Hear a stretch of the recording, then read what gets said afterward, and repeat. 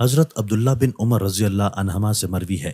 کہ رسول اللہ صلی اللہ علیہ وآلہ وسلم نے فرمایا، مسلمان مسلمان کا بھائی ہے، نہ اس پر خود ظلم کرتا ہے اور نہ اسے کسی کے سپرد کرتا ہے، اور جو شخص اپنے بھائی کی ضرورت میں لگا رہتا ہے اللہ تعالیٰ اس کی ضرورت پوری کرنے میں لگا رہتا ہے، اور جس شخص نے کسی مسلمان سے کسی تکلیف کو دور کیا اللہ تعالیٰ